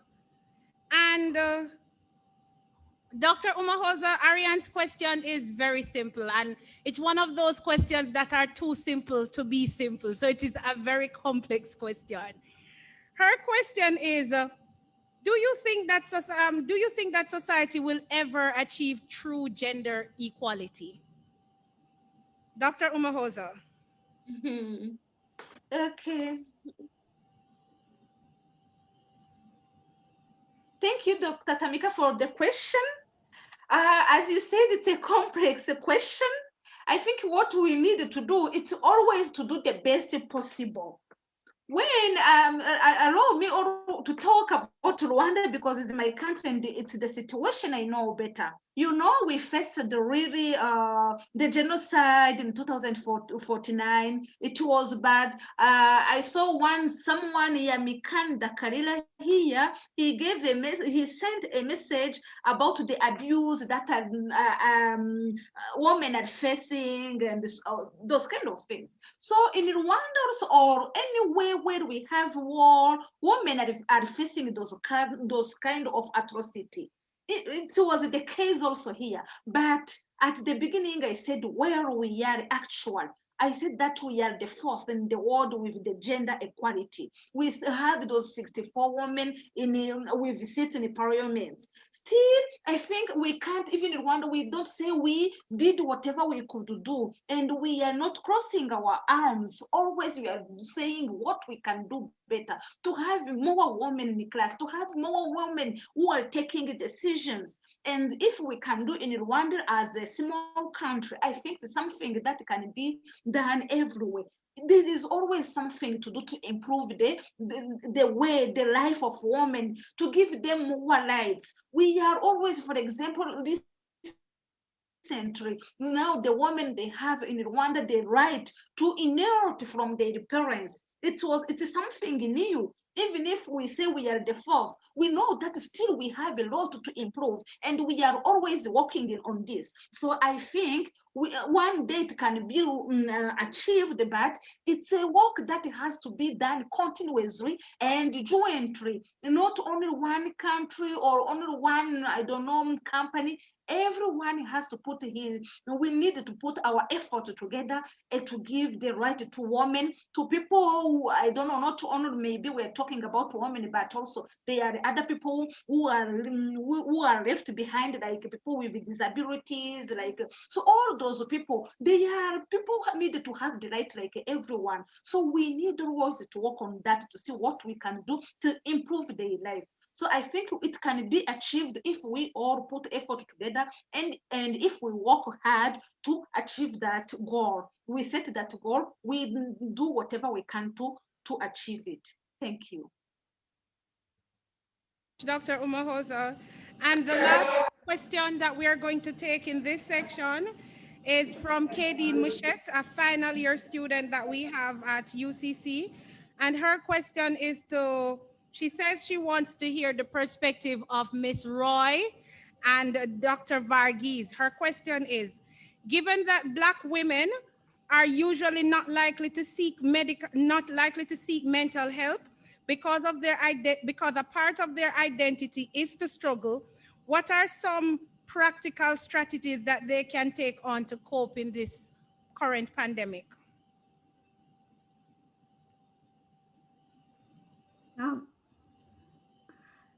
Dr. Pierre, can you repeat the question, please? Okay, so given that Black women, minority women, are usually not likely to seek mental help because a part of their identity is to struggle, what are some strategies that they can take on to cope in this time, in this current pandemic? Excellent question, and it's a very pertinent issue. Women and mental health, especially minority women and mental health. And yes, it is it's particularly bad for minority women, women of color, Black women, so forth. And of course, for me, the solution is, of course, greater awareness on mental health issues. But at the same time, I would like to also touch upon, or remind us all about some of the age-old ways in which women have supported each other, that sisterhood. So I think this is a moment on International Women's Day for us to remember that it is very helpful for us to share our struggles to fellow women who are in similar situations. So for those of us who are still inhibited in seeking help, make use of those connections, that community and that sisterhood we have within our communities in order to cope with these situations. And then we must all fight together, like I mentioned before, to improve the systems we have, to improve the institutions we have, improve the support that is available for the most marginalized among us. But at the same time, let's share our strengths with our sisters and with other marginalized people from all genders. So that is what I think that comes to my mind is that age-old tradition of supporting our sisters, supporting each other, right? As well as fighting for institutional help, for government infrastructure that will facilitate us to, seek help more professionally. Thank you. Okay, thank you very much, Miss Roy. Yeah, I'm here. I want to add, first of all, this is a very good question. And my response to that girl or boy is that please don't think don't think that way. I mean, uh, I know that when we are minority or like we are Muslims or we are black, so we have to face that certain kind of like racism across the globe, and I can totally feel for it, and I can relate being a Muslim. But I think the time has come that like now we are already strong enough that we are talking about those things right now. But we don't need any kind of certification from anyone, that we don't need anyone's approval for our race, for our religion, for our creed. We are self-sufficient. The things that we are talking about are inner strength. So we know that we are humans, and we are we work in a certain way like of biology. So women's mental health is a topic, or like is thing that is not like highly like talk, because it's a kind of taboo. People like still they don't want to talk much about the mental health, because they think that they will be tagged and they will be humiliated, and they will be, like there are many things. So being a person living in 21st century, and we knows the science and the human biology and how it works. So we need to like go with this message today, that we will take care of ourselves. Like, doesn't matter which color creed we are. And we need to give and impart and preach this message as much as possible, that uh, like black, brown, doesn't matter. We are human, and we should take care of ourselves and our sisters. And the very good point mentioned by the earlier speaker, like a friend of us, that she was talking about the like a common the sisterhood, like that feeling. So we women, like we are the same. We are nurturers, like we are those uh, like feelings which we have like inside us, the empathy and like love, compassion, those things. So don't feel that like you're black and you cannot like because yeah, the struggle is the part of your identity and our identity. But we need to look forward, like we need to propagate, and we need to talk about these things within our own community, rather than we are we should talk with someone else. So this is just my message right there. Don't look for the fixer, or like someone will come and will fix the damage, and they will produce don't like wait for a producer. Produce yourself, fix yourself, talk about your problem and solution as much as we can. And this is the first initiative of 2021, that we are talking about these things very openly, from like different part of the world and the continents. And this is like beautiful. So just be proud and be loud. And like uh, mm, for example, you're going through depression, be open. Like I went through a depression 2 years back, because I was having a very bad time in my life, and I talked about, and I opened up, and that was the best thing that I did it. Because even in my country, when like the girls, like they are going through something, so they were not like open up about those things. But I was the first person told my family about my failures. Like I was going through something that was personal. So that thing really helped me. Like I talked with my professor that like at that time I cannot do like much of the work because I'm going through something. So I think just talk, because your health comes first. You come first. If you're alive, then you can deal with the rest of the world. So That's my message. Thank you so much. Thank you very much, Ms. Roy. So we are coming towards the end of our forum, and here to present our final presenter, Miss Wendy Fredericks, is our student at UCC, Miss Nakisha Francis. Miss Francis, over to you. Good afternoon. Wendy Fredericks holds a master's in rural development and management with a specialization in participatory development and management. Currently, she is employed as a consultant community liaison officer with the Grenada Geothermal Exploratory Project. Ms. Frederick is from the rural fishing town of Guave and is involved in grassroots mobilization that organizes training for fishermen and youth in the community. She is also a member of the Citizen Advisory Body for the Policing District. She volunteers with the Interagency Group of Development Organization and is a member of the National Advisory Team of the Country Poverty Assessment. She is involved in the participatory poverty assessment data collection and analysis. Ms. Frederick considers herself to be a peasant and is deeply driven by the theories of Professors Theodore Shannon and Henry Bernstein. She looks forward to an enabled world where development is decentralized and grassroots persons have a real influence in their life experience. Ms. Wendy Frederick, we are happy to have you with us at UCC. My UCC friends, colleagues, and well-wishers, please help me welcome Ms. Frederick, the Grenadian peasant, to our forum in observation of International Women's Day 2021. Thank you. Thank you, Nakisha. You're welcome. Such wonderful words. And yes, I am a Grenadian peasant.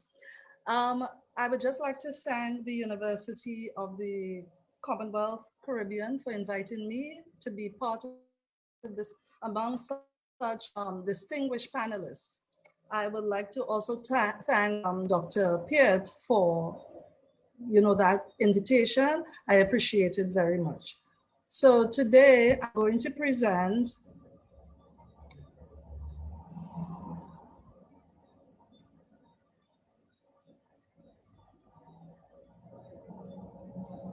on how grassroots women are coping with COVID-19 in Grenada.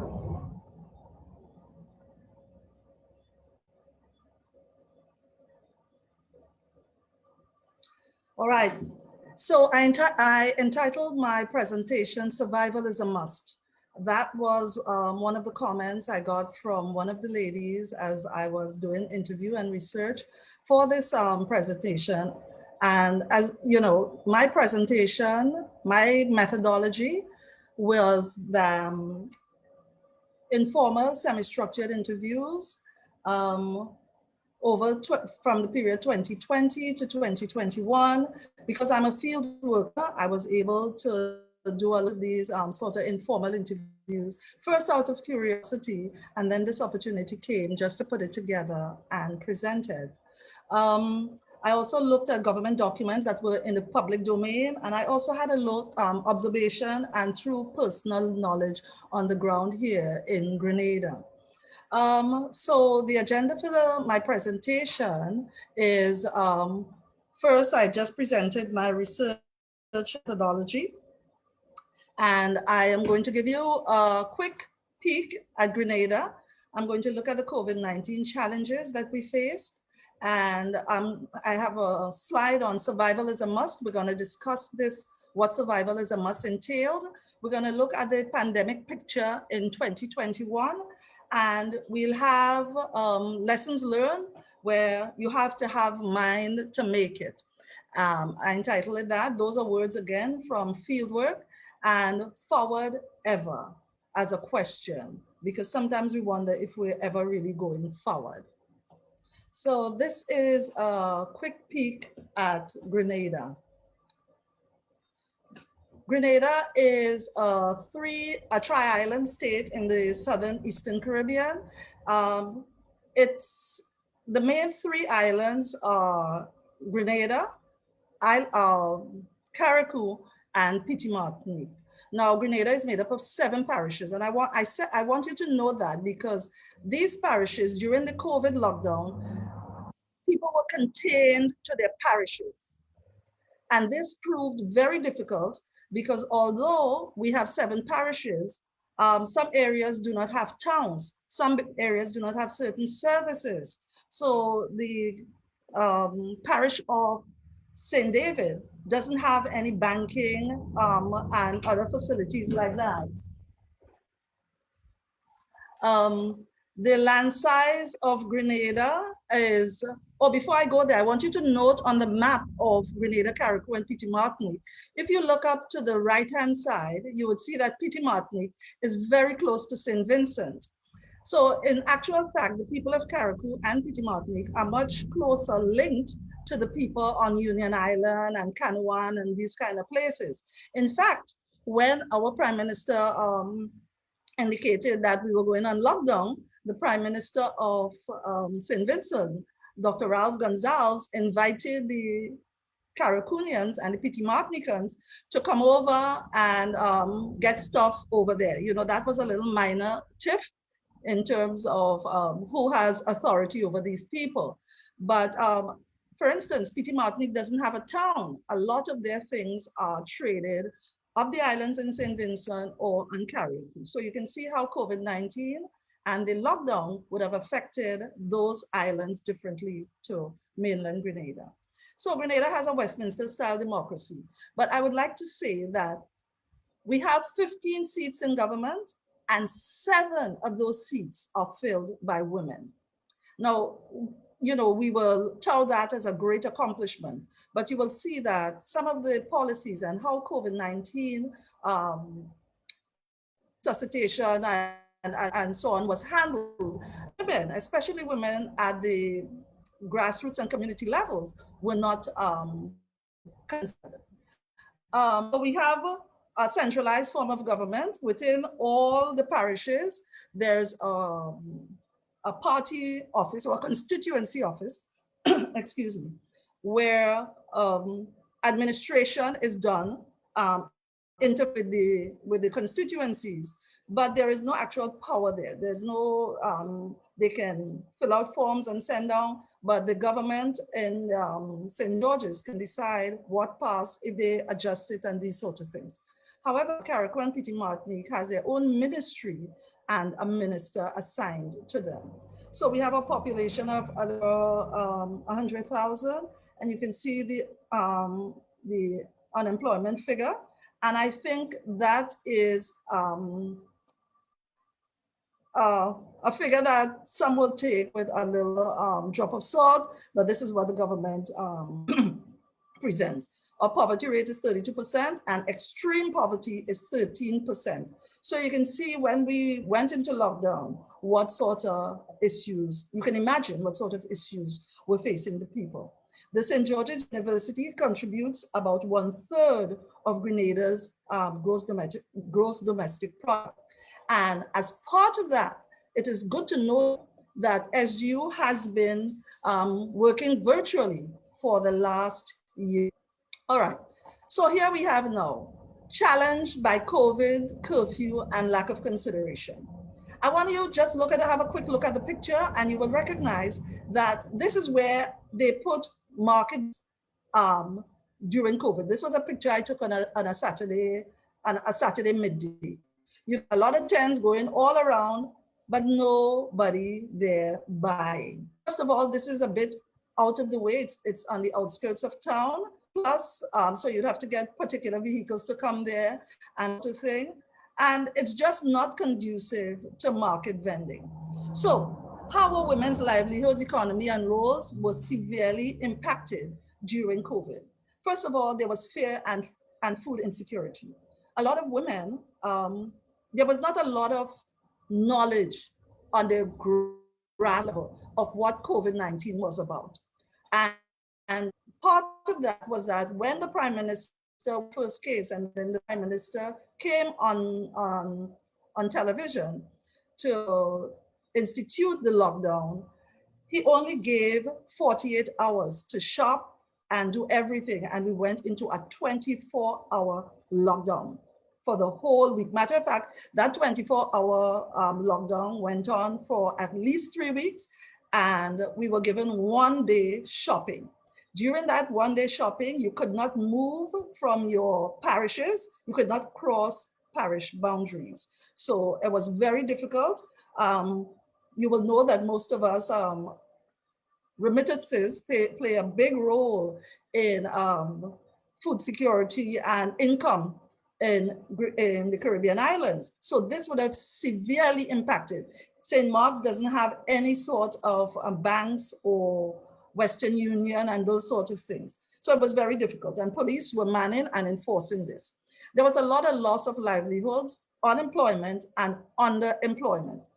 During the COVID lockdown, the initial lockdown, which took place in March, at the end of March 2020, farmers and fishermen were not seen as essential services. So they were locked down. In the end, farmers lost a lot of crops. As we know, a lot of women depend on farmers for their livelihood in terms of market vending, plying the trade with inter-island trade with Trinidad and so on. And COVID now left us with, left them with a loss of livelihood, unemployment, and even for the hotel workers and so on, underemployment. Now, government's response to the COVID, response to the poor was lacking. Actually, there was no response to the poor. There was a response to the employers.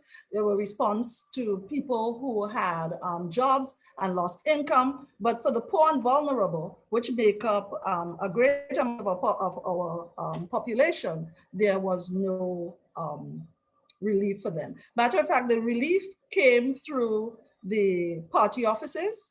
And of course, we know how that goes, the constituency offices, sorry, and we know how that goes. A lot of it went to party supporters and so on. And beside that, the poor and vulnerable at the grassroots level, these people are people with pride and dignity.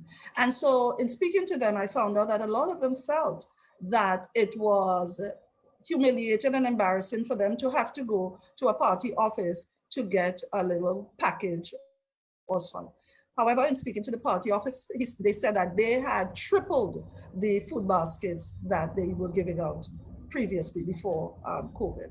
So the question is this the new normal? I mean, the government has used this COVID-19. As you can see, the vendors are marginalized, and they have started to work on the main markets in Georges, now that they got the vendors out of the way. So survival is a must. That is what one of the ladies said to me when I asked her about how she was making it. So the first things that people did at the grassroots level was to adjust their food intake. They cut out all this. There was meat. One said saltfish was for smelling and flavoring. There was no saltfish for you to eat. So their diets were affected.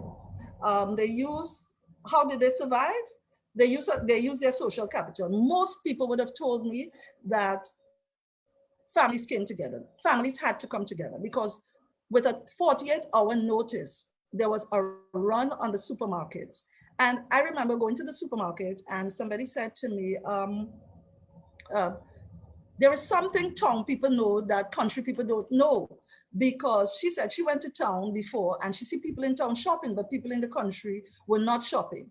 That may have been, as I said, maybe lack of awareness, but also it could have been that they didn't have the money at the time. What the Prime Minister did was that he waited for government, and government paid a little early, salaries and so on. And then he called the curfew. But there were people, estate workers and so on, who were fortnightly workers who did not get any monies. Matter of fact, I met some of these estate workers 3 months after. In June, they were going for their first salary that was due to them at the end of March. When I asked them, how did you make it? They were like, we make it. We don't know, but we make it. So there was a sort of social contract within communities. What happened is that in the rural areas, especially, if you are not selling, you are allowed to go in people's properties who have lands and so on and take food just enough for you and your families. So ground provision, green bananas and so on, people were allowed to go in and take it. Farmers had things spoiling, so they allowed people to go in and take it. The understanding is that you must not sell, you can just take for you to eat. A lot of them survived this as well through remittances. And we have to be aware that this was a worldwide pandemic. So it affected even the people who were sending remittances to them. But there is such a strong practice of this that even though they were also short, they will always send home. There were long lines and social distancing lines outside Western Union and MoneyGram and so on. And there was this one, help one or as many as you can. Women mobilized to help single men, the elderly, the less fortunate and so on. Matter of fact, in the town of Guave, a young lady by the name of Heather spearheaded the fishermen in distributing fish through all the neighborhoods in the St. John's Parish. And this was done with good social practice. Matter of fact, they had key informants and so on, and they went and asked who are the people who are most needy in the communities, and they gave out this food, this fish. She also was part of the helping the soca artist, Mr. Killer, distribute some foods and fruits and vegetables and so on to the less fortunate. The COVID had a lot of flexibility, created a lot of flexibility. People at the grassroots level and people in the informal industry had to be very flexible with what they were doing. So now we had parish boundaries. People had to get mobile because there was no market and that sort of things. So a lot of the vendors got mobile and they came around within their communities on the days when they were allowed to sell. They also utilize their skills in different ways. They new business partnership and terms. Take, for instance, the people who can go out and sell like the corn and so on. They went and asked people who they knew had gardens to give them a day or two so that they can earn something. A lot of the women also said to me that the terms of their businesses, where they used to buy goods for cash, they now had to take goods from the farmer, and when they sell, they pay him and he gives them something. So they lost some of their independence and was now having to work for farmers, because one of the things that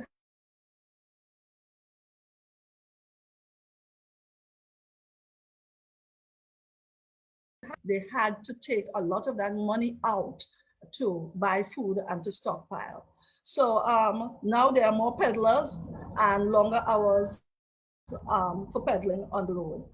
We also had a lot of social resistance and agitation led by the women. Well, you hear me talk a lot of Guave because Guave is a place that is known as the Rebellic of Guave. When there was a shooting during COVID of a young man by police at his home, and the women of Guave started blockading the main road until the commissioner of police sent the deputy commissioner to speak with them. Matter of fact, the women also marched on the police station demanding justice for this young man who was a national football player and got shot in his leg. As well, during the carnival season, when the prime minister said there would be no carnival, the women again led in having a juve on the street. And this was done throughout the island.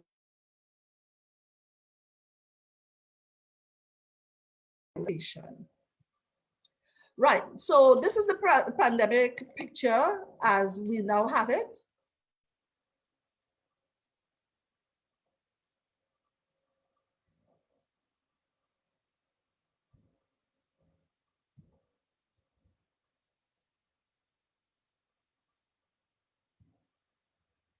Oh.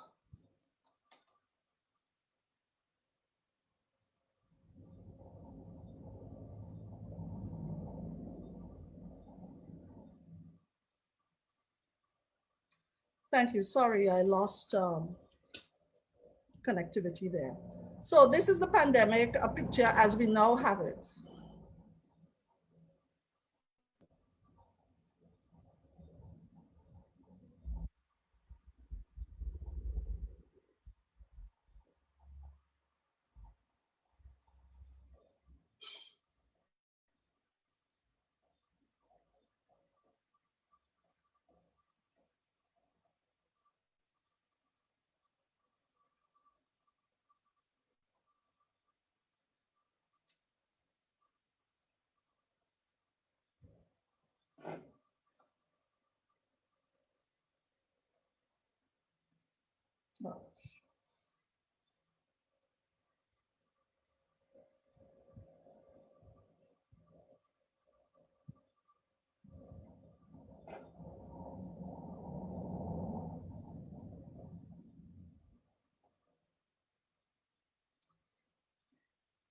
Yes.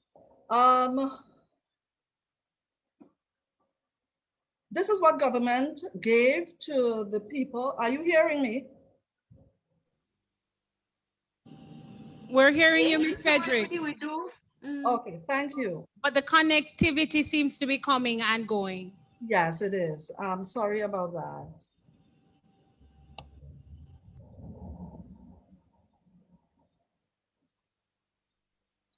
So government,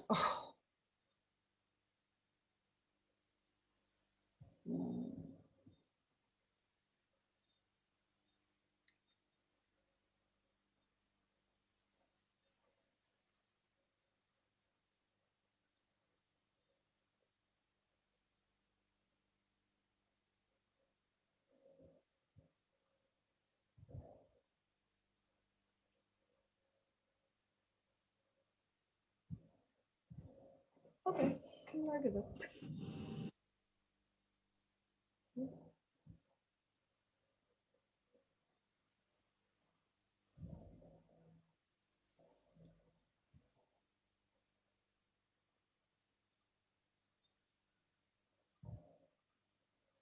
All right, thank you. If you are hearing me, the previous slide was self-explanatory, and in the interest of time, I will just go on to make some of the lessons learned.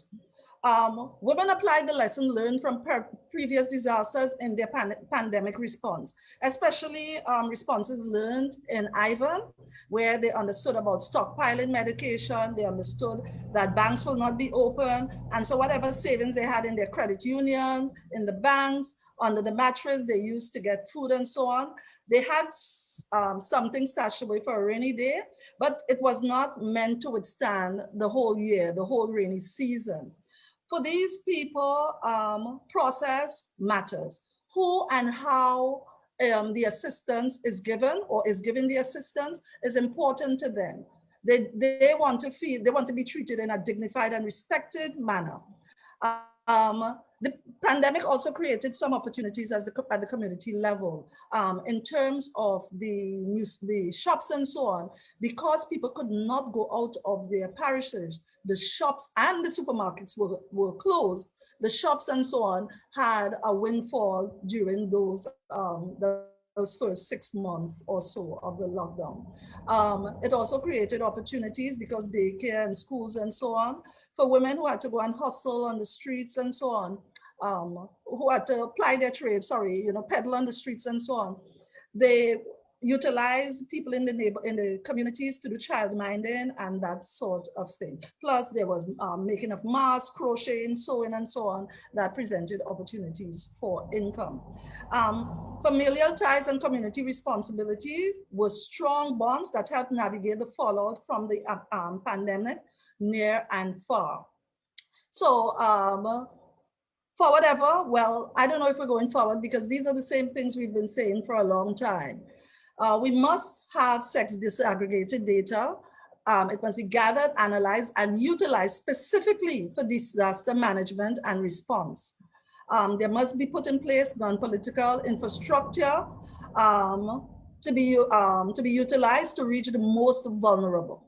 During periods of national disasters and traumas, economic assistance would probably be better served if given at the household level instead of just for income for support for those who were working and so on, because the most vulnerable households may not be involved in the formal sectors. So sorry I took so long and sorry for the mishaps, but thank you for listening and staying with me, and thank you and have a happy Women's Day.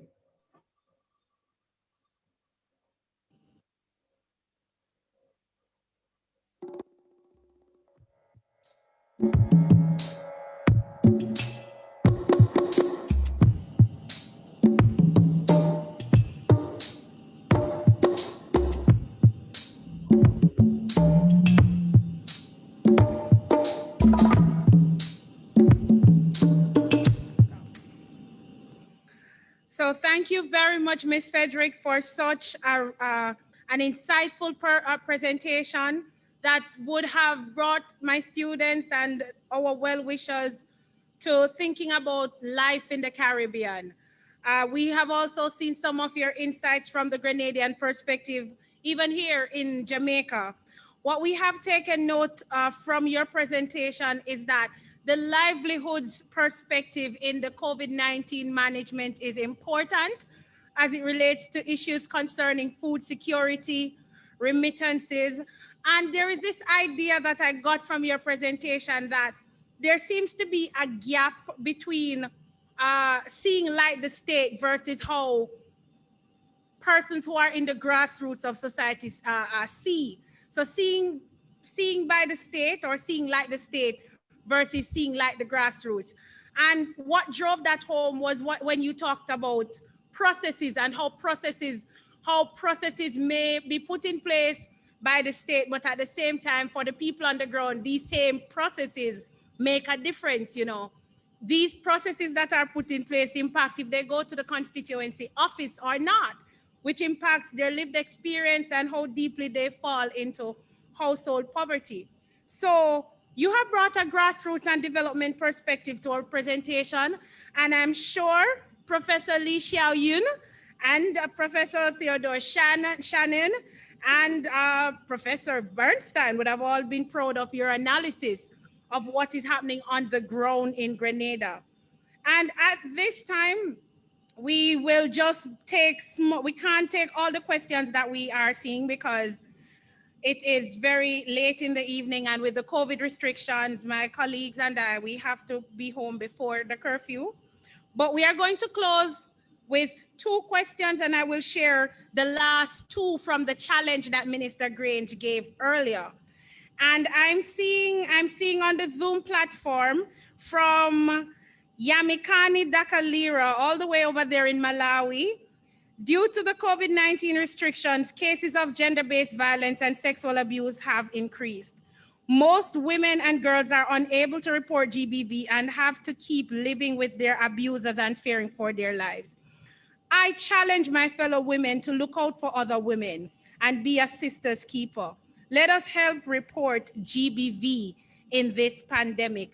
And this also reminds us of our own ongoing campaign in Jamaica. There is no excuse for abuse. Thank you very much, Ms. Dakalira. And I'm also seeing here from Angela Richards. I challenge us women to form an alliance and work together as a unit, motivating and supporting each other. And what I'm getting from the challenge is that we are all challenged to be each other's keeper. So each sister looking out for each sister, that means that we are a very strong constituency going forward. Now, we have gotten some questions here. I'm going to just pick 2 from, there is one from my colleague, Ms. Thomas, and it reads, the pandemic has led to depression and anxiety, and its negative impacts should not be ignored. However, it has also led some people to become more resilient. How do female students with children, how do you propose that female students with children manage this pandemic and studying while facing depression? And this would be going to Ms. Frederick.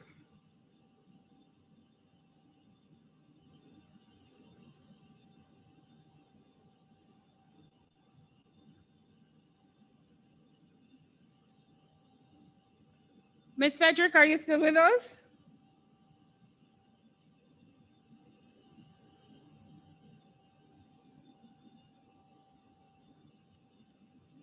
All right. Unfortunately, Ms. Frederick was having some connectivity problems, so we may have lost her.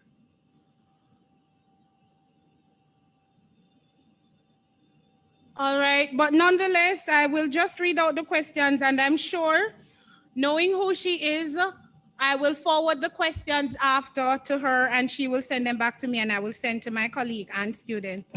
The other question is, how has female employment participation been impacted by the COVID-19 pandemic in Grenada?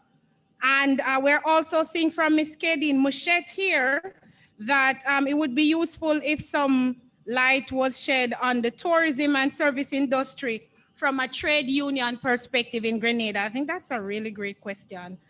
And coming from Mr. Shane Smith, again to Ms. Frederick, based on your topic, survival is a must, and given that COVID-19 has displaced a number of women, how would you address the cultural issues that form the background of the gender pay gap in Grenada? My students are bubbling like a pot of soup this evening.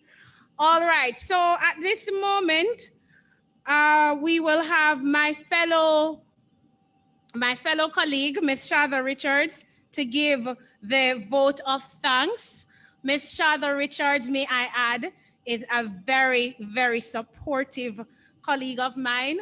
Today would not have been possible without her emotional and actual support. So Ms. Richards, I'm sorry, because I just saw Ms. Frederick coming online. Thank you, Dr. Peer. It is my pleasure to give support when needed. Good evening, everyone. Dr. Yvonne Dawkins, Associate Vice President of the Academics, Mrs. Ione Miller, Head of Department of the College of General Studies and Behavioral Sciences, Dr. Tamika Peart, our moderator, and of course, our lead sociology lecturer here at the University of the Commonwealth Caribbean, students, specially invited guests, respected staff, and others viewing online. It is indeed my pleasure, or with pleasure, that I stand here to give the vote of thanks for this milestone event for the UCC in commemoration of International Women's Day. On behalf of the UCC family, I extend a hearty thank you to our women leaders and presenters, Ms. Josephine Varghese, Ms. Sumira Ashgar Roy, Dr. Noella Josiane Karimina Umohoza, and Ms. Wendy Frederick. We appreciate you taking the time to share how women leaders have been navigating the challenges of management during the pandemic, and for responding so eloquently to the questions put forward.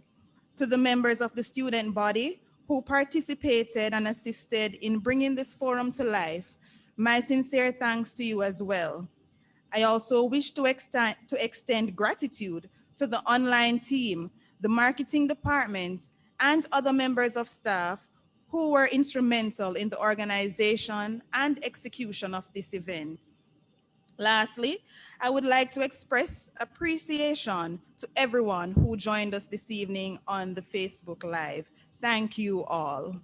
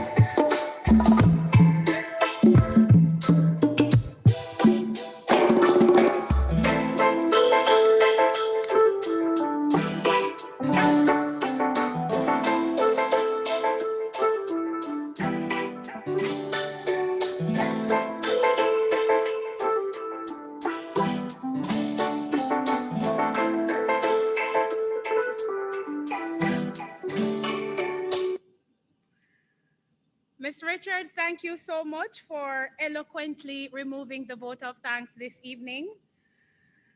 Let me use this opportunity to wish everyone a safe and happy Sunday evening or Monday morning, wherever in the world you are. And to every woman in Jamaica, the rest of the Caribbean, and around the world, if you are already into Monday, happy International Women's Day. If it is not here as yet, when it comes tomorrow, enjoy International Women's Day. One love, blessings, and a big hug from the UCC family, everyone.